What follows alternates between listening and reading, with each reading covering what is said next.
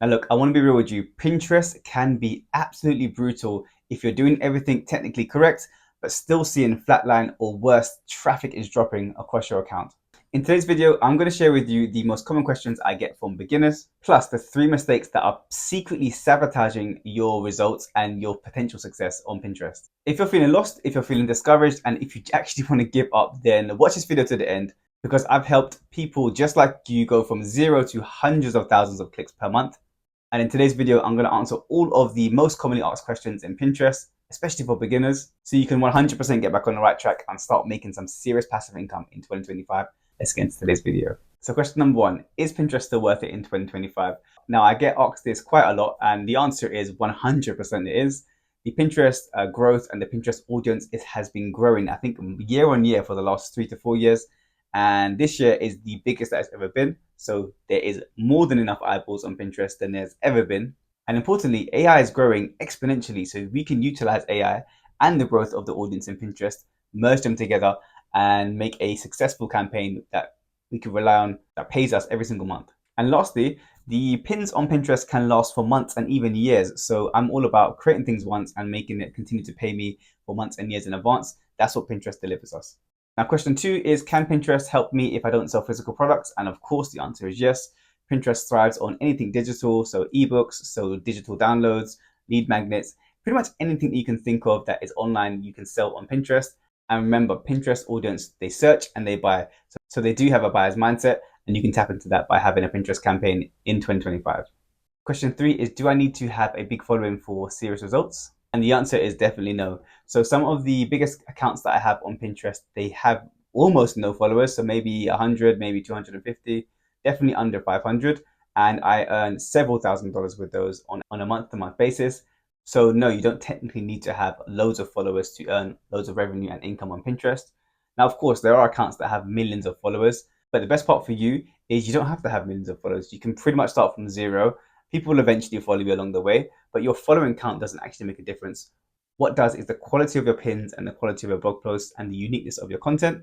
And this is why I do love Pinterest in 2025, because they don't favor big brands, okay? It is really a level playing field, and anyone can start up and build an account up to hundreds of thousands and millions of impressions every single month.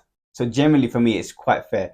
And if I'm being super honest, new accounts actually get this kind of new account bonus where, because they're new and they have fresh URLs and new websites and new blog posts, sometimes they can actually get a boost from being new and fresh. So bear that in mind too.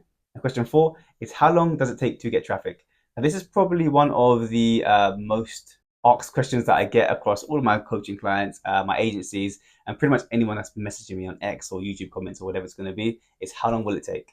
And after seeing the data for at least 100 accounts, I can give you the exact metrics for how long it takes to grow a Pinterest site if it's done correctly.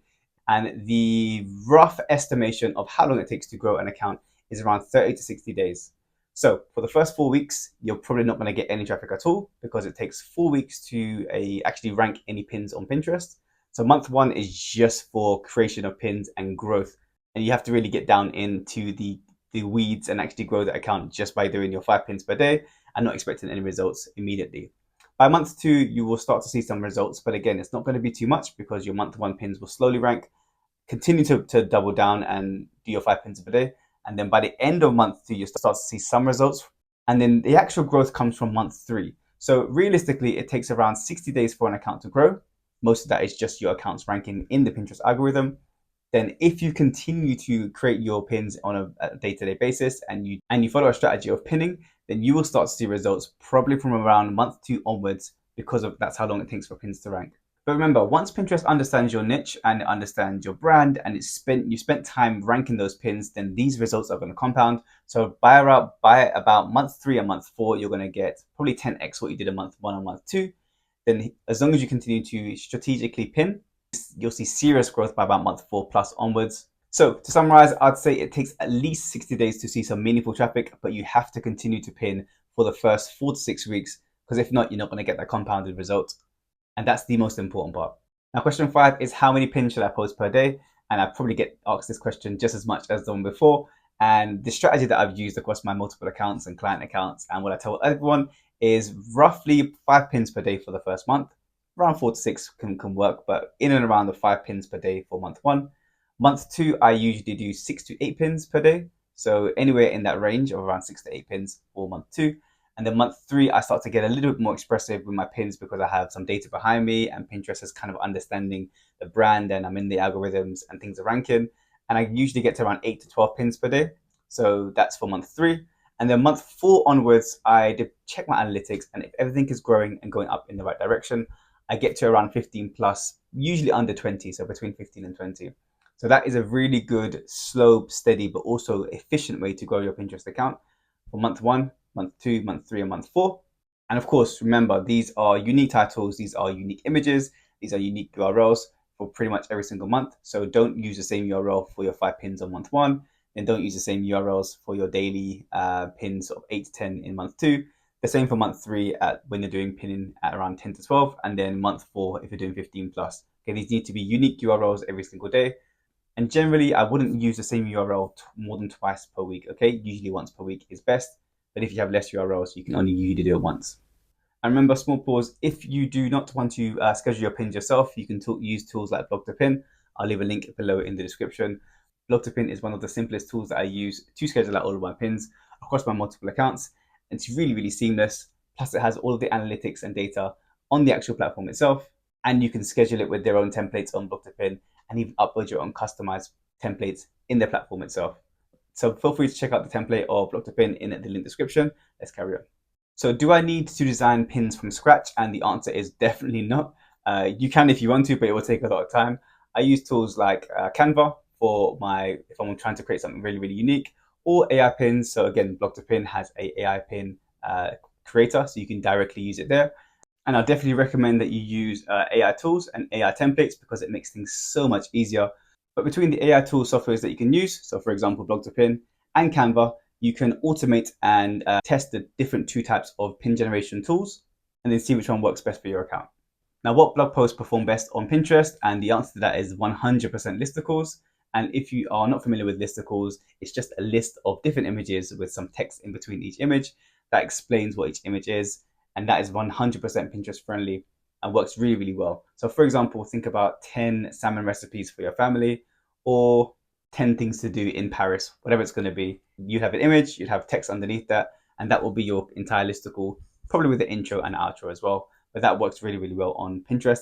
And importantly for you, if you do choose to use listicles, then you probably will see an increased RPM. So that's how much ad networks will pay you on a day-to-day basis, because people are scrolling through your images, spending more time, maybe sharing things with their friends. And the more time they spend on your page, the more ad network is going to pay you.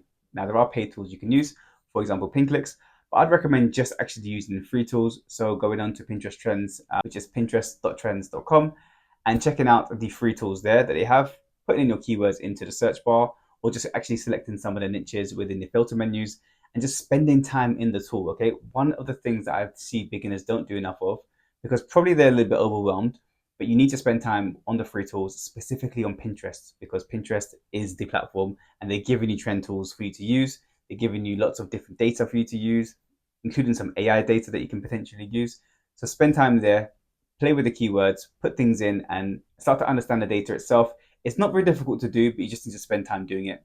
And guess what? Most of the keywords that you're going to use are going to be on Pinterest natively anyhow. So what's a fresh pin and why does it matter? A fresh pin is a combination of a fresh title, a fresh headline, a fresh image, and a fresh URL. Pinterest generally prioritizes these over repinning, so that's adding the same pin more than once to different boards, for example. And the truth is, if you want to grow, don't recycle the same image and the same pin over and over again, because as I mentioned, Pinterest loves uniqueness and they love freshness. So that's why I'd recommend creating fresh pins, even though it could take a little bit longer. In general, as you recalled from how I grow my accounts from month 1, month 2, month 3, month 4 plus, if it's all unique and all fresh, then you feed the algorithm with freshness and uniqueness, and then the algorithm rewards you with giving you more impressions and outranking you amongst your competitors, which just generally means more money for you. And I'm here to make money. You should be here to make money too. This is how I generate significant revenue on Pinterest, by using fresh, unique pins and also fresh, unique blog posts on a day-to-day basis. Now, this is probably the question that I get asked relatively frequently, and it's about shadow banning. So what do I do if I think my account's been shadow banned on Pinterest? Now, sometimes this can happen, and there are multiple reasons why Pinterest may or potentially may not shadow ban an account. But usually the main reason is going to be maybe you're pinning too frequently. So maybe you're pinning like 20 pins per day on month one. Some of your content or your images may have had a violation or an issue or an infringement, something like copyright. And again, you may have been shadow banned for that. So think of things like safety to concerns, for example, on the platform itself. Or sometimes there's not actually a shadow ban at all. You may just have lost your positions for some of your highest pins in general. So maybe it's seasonal and they've dropped and you no longer are getting traffic for those. Either way, this is what I'll do if I think I've been shadow banned. The first thing I do is I'll stop posting for at least 2 to 3 days, maybe even a week. Okay, there's no point posting if your account is just continuing to drop. You want to make sure that the things are correct before you start posting fresh on Pinterest, because if not, you're probably going to be wasting your time. I would also send a support ticket to Pinterest. You can do that by going to the support network and the support tabs on Pinterest and just asking them, have I been shadow banned or my traffic has been decreased? Can you explain why?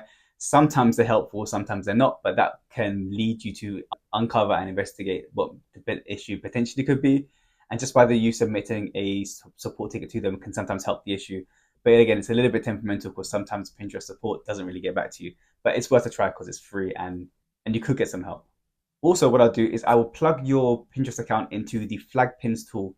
I'll leave a link in the description for what that is. It's a flag pins tool, and you can see if you have any of your pins that have been flagged for copyright violations, maybe spam, maybe you have too much AI modified images, something of that nature. So plug it into that tool, and then you can potentially go into there and remove some of those pins that are causing the biggest problems. And then from there, I'll probably just restart. So I'll restart maybe the week afterwards, give it about 10 to 12 days.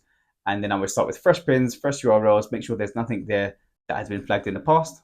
And then I'll grow slowly, okay? So I'll grow slowly from the same structure that I used before. So month one, 5 pins, month two, 5 to 8 pins, etc. Grow slowly, make sure that things are growing in the correct way. Now, technically, you should get your traffic back. Now, if you don't, you do need to reach out to support and ask them what the issue is, because if you haven't got your traffic back within a month or so, there's something a bit more significant and severe there that support will have to fix. Okay, now before I go, I do want to give you 3 mistakes that most beginners make. And I found out this by just going to people's accounts and them sharing things with me. And the first 3 things that I see on their account that is definitely sabotaging their traffic are these. So number 1 is people spend way too long on their website in terms of the way it looks and the theme and the design and if all the buttons work, etc. when they are setting up a blog for the first time. For the first month, 2 months, maybe even 3 months, you're not going to get much traffic at all. So I would spend way less time in the aesthetics of your website and way more time in creating pins correctly, making sure your blog posts are looking like a listicle and are in check, doing some keyword research, and then doubling down on your analytics, okay? Spend more time on Pinterest and less time on your website. When you start to get traffic, then you can go back and spend more time there. But if there is no traffic actually landing on your website, you don't really need to fix anything right now. Make sure it's functional and then spend more time on Pinterest. Mistake 2, and this probably happens the most, is the biggest mistake that I see, probably the biggest mistake in general in Pinterest, is people do not spend enough time pinning per day, and they also do not pin fresh images and fresh graphics and fresh designs. So if you do not want to make that mistake, make sure you pin at least 5 times a day on established accounts, on new accounts. 5 per day is the minimum I would suggest to see any meaningful growth on your Pinterest account. And utilize AI tools, okay? There are other AI tools you can use for pinning graphics. You've got Canva to use. I've mentioned Block to Pin. There's a lot of different AI tools to use. Utilize those tools and find ways to pin at least 5 per day. Now, coming off the back of that, mistake 3 is that people are not creating enough blog posts on a month-to-month basis. Now, if you can do the basic maths with me right now, if you're pinning 5 pins per day and they need to be unique pins every single day, so unique URLs, you need to have at least 35 blog posts in your sitemap on your blog itself to then repeat that the following week. I would recommend, if you are scaling an account from 0 and you are scaling a website from 0, to create at least 30 blog posts per month. You can do that yourself. You can pay a VA. You can, of course, use AI tools, and that's why I'd probably recommend you spend some of your time there, because it fast tracks the entire process for you to create these 30 blog posts. And remember, these are listicle type blog posts. So these are images and text and images and text. And realistically, you can very easily get that text written yourself or potentially with AI.